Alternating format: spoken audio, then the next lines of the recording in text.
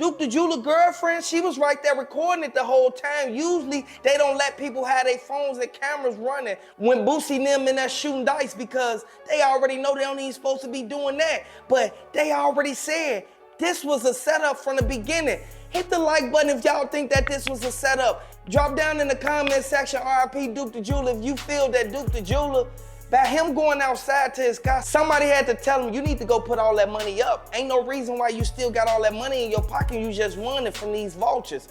He was around a whole bunch of people who wanted to take everything that he had on. Not to mention, as soon as everything happened, Duke the Jeweler girlfriend said Boosie jetted up in the back room. What did he go in the back room for? His homies kept telling Boosie, what happened, what's wrong? They left the girl inside of the dice game while Duke the Jeweler went out to the car by himself. That nigga gonna have $500,000. What are you here for?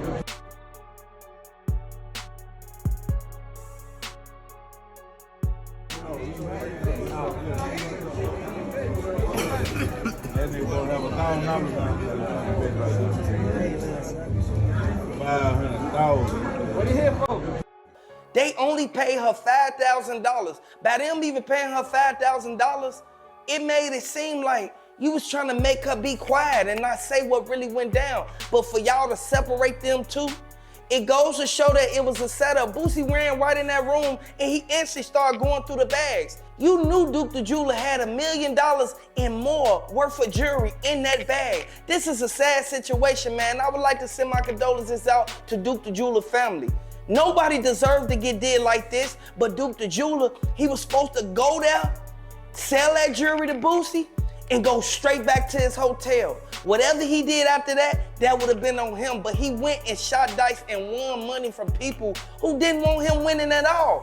They knew exactly who he was. J. Prince Jr., he asked him, man, what's up, man? Where you from, man? They was standing right next to each other, and not to mention, Boosie instantly told J. Prince Jr. where Duke the Jeweler was from and what he was up there for.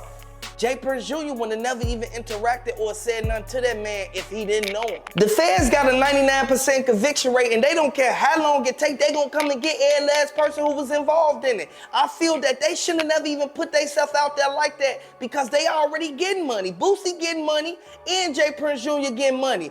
For them dudes that was with them to go out there and wait by the car, it goes to show that they was the ones thirsty and they really needed the money. You see Duke the Jeweler, he went outside. He went to put the money in the truck. Next thing you know, the Fed said that the two dudes ran up on him. One of them had on a mask, one of them was short and dark skinned, and the other one, he was like a little taller. He was like 5'11", and he had dreads in his head.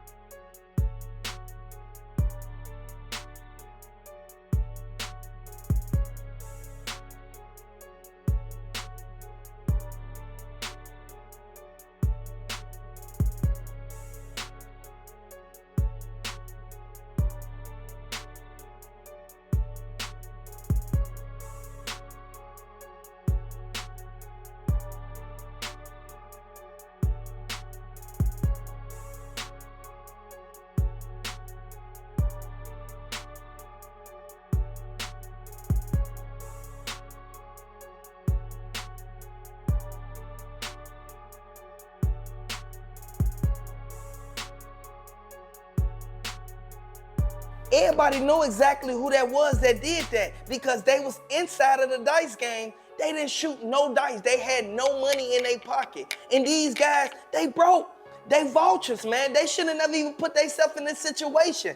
If you knew that Duke the Jeweler was coming out there for Boosie, why would you even pull it on him? You should have never even did that to Duke the Jeweler, and the feds wouldn't even be mentioning their names. Drop the RIP Duke the Jewelers down in the comment section. Hit the like button if you feel that Duke the Jeweler, if he would have stayed in that house and he would have never went outside, this would have never even happened. That's why Boosie hurried up and hopped on that plane and left. And his nephew, dude, instantly, he hopped right in a black GMC truck and pulled right off. By him hopping in that black GMC truck and then making it to Atlanta and posting on Instagram, letting everybody know, yeah, I made it back to Atlanta safely. What was you running for? You was in danger when you was out there, or did you think that Duke the Jeweler people who was at that hotel was gonna come for you? Man, this is a sad situation. Hit the like button if you feel that Duke the Jeweler, he should have been able to go home to his family and been able to go back to work and finish making his jewelry for other people. He was a well-known jeweler in Chicago and other states. He made jewelry for a lot of famous rappers. Boosie, you knew you weren't supposed to do that, man. You knew you was supposed to call them dogs off, man. Everybody who was involved in it, they shouldn't have never even touched Duke if they knew that he was out there with you. What you tell people, you don't know him, but he at your dice game and you standing right behind him?